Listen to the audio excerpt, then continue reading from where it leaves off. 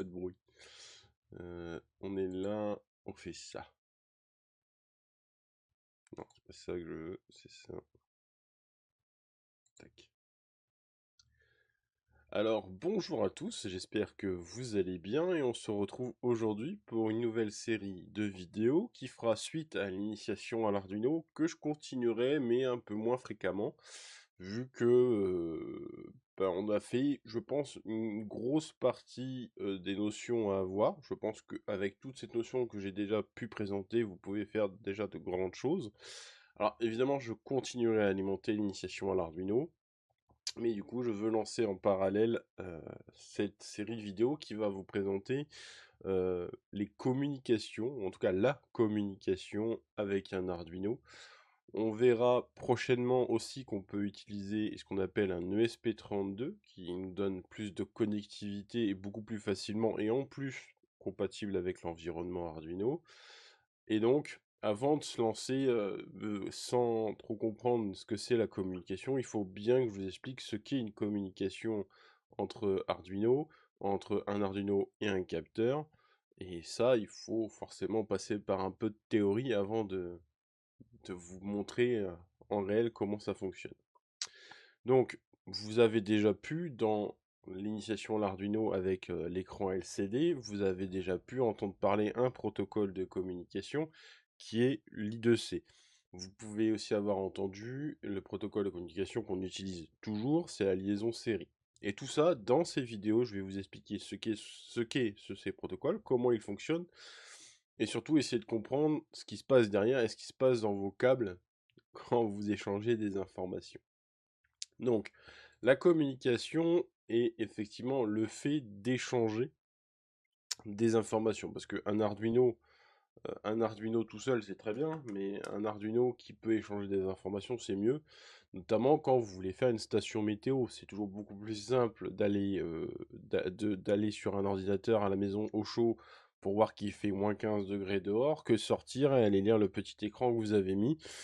Bon, globalement, vous n'êtes pas obligé de sortir, hein. Vous savez que de toute façon, dès que vous ouvrez la porte, il fait moins 15 dehors. Donc bon, je vois pas l'intérêt. Donc, en tout cas, l'avantage de ça, c'est que effectivement, ça vous permet de remonter des informations de température, d'état, de ce que vous voulez, mais aussi de faire revenir des informations dont vous avez besoin. Par exemple, la mise à l'heure d'un Arduino, vous pouvez le faire via Internet. Si vous n'avez pas le module RTC, vous pouvez le faire via Internet. Si, comme dans mon projet, vous voulez faire un écran Twitch, bah forcément, vous êtes obligé d'avoir quelque chose de communicant pour aller communiquer avec un API Twitch.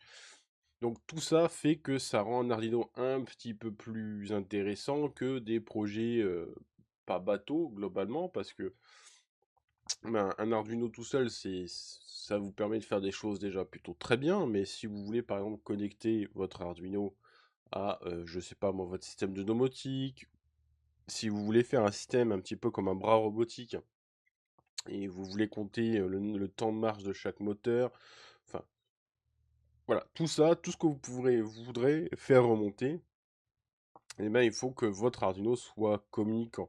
Alors, vous allez me dire, bah oui, mais j'ai le câble USB. Alors, effectivement, vous pouvez communiquer en USB avec votre Arduino en utilisant la liaison série.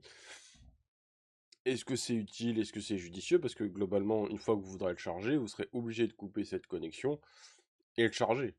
Alors que si vous utilisez un autre port ou une autre façon de communiquer, vous pouvez le recharger et vous perdez que la coupure qu'au moment du rechargement, entre autres.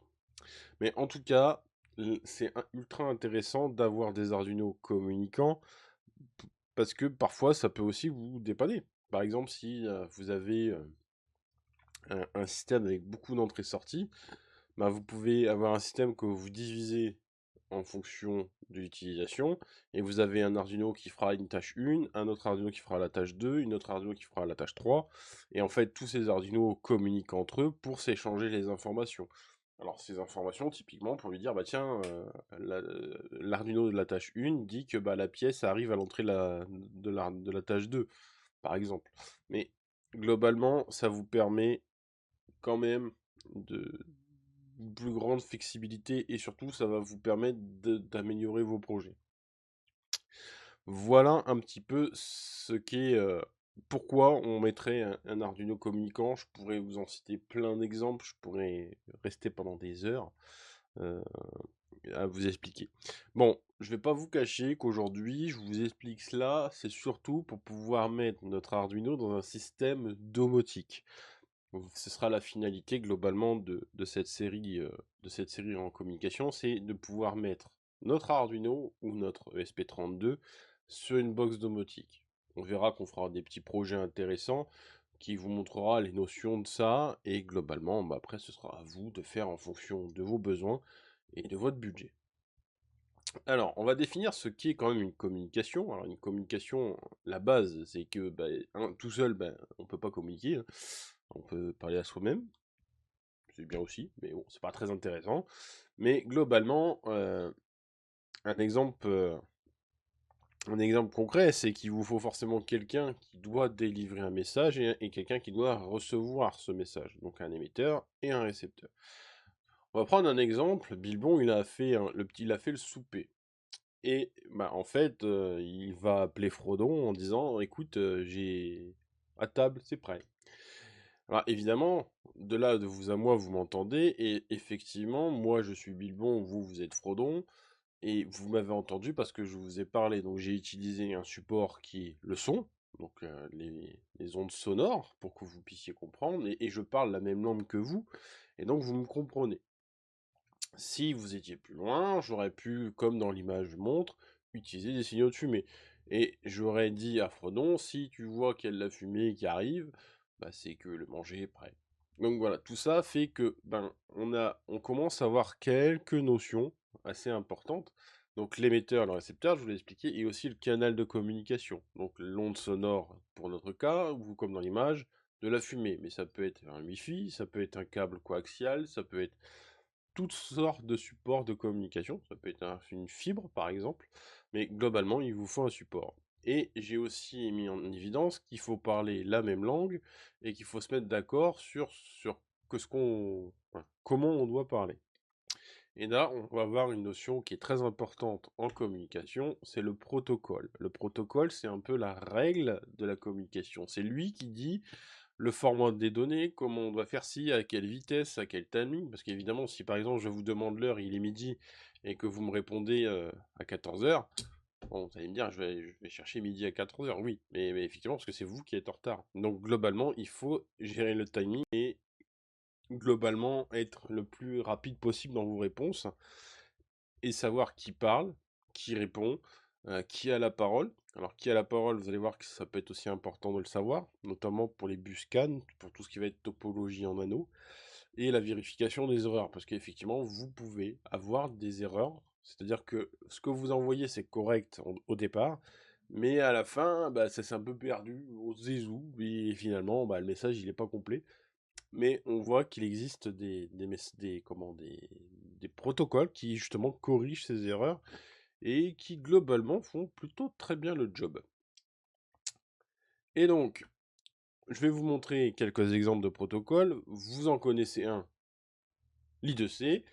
La liaison série, c'était des protocoles de communication, mais il y en existe d'autres. Le HTTP, c'est ce que je vous ai présenté dans une dernière vidéo. Le FTP, qui sert essentiellement pour le transfert de fichiers, notamment si vous avez un serveur. Souvent, on vous donne des accès FTP pour que vous puissiez transférer des fichiers, vos sauvegardes, etc. C'est beaucoup plus simple que... c'est beaucoup plus simple. Voilà. Le SMTP, c'est ce qui sert pour vos adresses mail. C'est le protocole qui est utilisé quand vous envoyez un mail. Vous avez le Modbus. Alors, Modbus RTU, TCP et ASCII, ce sont des protocoles qu'on voit beaucoup plus en industrie. Pendant des années, ça a été mis de côté.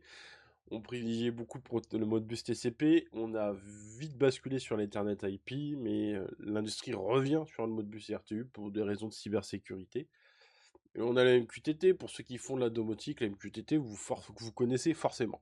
Vous avez le Zigbee. Alors le Zigbee, c'est un protocole de communication spécifique à la domotique et qui est sans fil. Donc c'est mieux que le Wi-Fi, par exemple, parce que le Wi-Fi demande certaines ressources électriques qui fait que le Zigbee est un peu plus économe en énergie et il est exclusivement dédié à la domotique. Vous avez le SP, c'est la liaison série, c'est un peu comme un peu comme l'I2C, hein, on verra.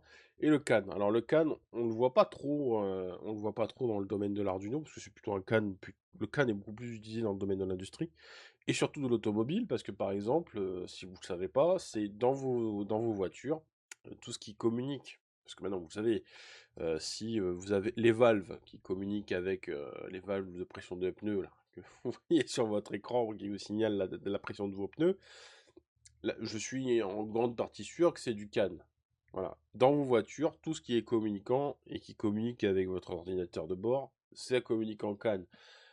L'avantage, vous le verrez plus tard quand je vous expliquerai ce protocole, c'est que globalement, vous avez un câble et dessus, vous mettez plusieurs réactionneurs, plusieurs capteurs, ce qui fait que globalement, vous n'avez pas 36 millions de kilomètres de câbles à mettre. Pareil que je pense que dans une voiture, il y a quand même pas mal de mètres de câbles. Alors, je vous en ai mis d'autres, hein. Vous avez le Z-Wave, qui est aussi un protocole connu dans la domotique. Vous avez le KNX. Alors, le KNX, c'est un petit peu il y a certains qui diraient que c'est la Rolls-Royce de la domotique. Non, c'est pas la Rolls-Royce de la domotique, mais globalement, c'est une domotique plutôt à grande échelle, notamment pour tout ce qui est gestion de chauffage, de clim, de ventilateur, de lumière, etc. On voit ça beaucoup dans les hôpitaux, maisons de retraite, tout ce qui va être à lieu public en fait. Ça permet de pouvoir centraliser la gestion grâce à ce protocole. Certains l'utilisent dans leur domotique parce que bah, ils ont l'argent et tant mieux pour eux. Mais bon, voilà, c'est juste à titre d'information pour dire que ça existe. Donc tous ces protocoles, globalement, maintenant on sait qu'effectivement il faut parler un certain langage et ces protocoles le permettent. Mais sans support physique, comment on fait pour transmettre des informations? Et bien c'est ce qu'on va voir tout de suite, c'est qu'effectivement il existe plusieurs types de communication, hein, de support globalement, donc soit filaire ou sans fil. Donc le filaire, la liaison série, le 10 basse T. Qu'est-ce que c'est le 10 basse T? Bah je sais pas. C'est le câble RJ45 peut-être, je sais pas. L'USB, le Manchester, l'Ethernet, le CAN, le sans fil, vous avez le Wi-Fi, Zigbee, le Bluetooth et le WSB. Et pour les plus regardants, bah, en fait, je viens de vous donner les protocoles. Alors, quelle est la différence entre un support de données et le protocole que tu m'expliquais avant? Alors, j'ai voulu tout pour pas vous expliquer cela, mais on va faire ça simplement. Vous inquiétez pas, ne prenez pas peur, ça va pas être compliqué. C'est juste, je vais vous donner les notions. Si vous voulez vous intéresser un peu plus, ben, je vous invite vraiment à faire vos recherches sur Internet, c'est assez bien documenté. Bon, je dois quand même vous expliquer le modèle OSI. Ça va pas être simple, mais on va y passer. C'est un peu l'obligation, en tout cas, de vous expliquer cela. Alors, ce qu'il faut savoir, c'est que le modèle OSI, pour Open System Interconnection, est une façon simple de comprendre comment les données circulent sur un réseau et qui a été divisé en 7 couches. Alors, il faut s'imaginer que chaque couche, en fait, c'est comme si on envoie une lettre et que chaque couche avait un rôle précis pour que le message arrive à destination et nous soit visible clairement à nous utilisateurs. Alors, on va commencer par la couche 1, qui est la couche physique. Bah, c'est la base, c'est le matériel physique qui relie chaque ordinateur à chaque composant. Donc ça peut être le câble, des prises, des signaux électriques, qu'elle transforme en général les bits en 0 et 1.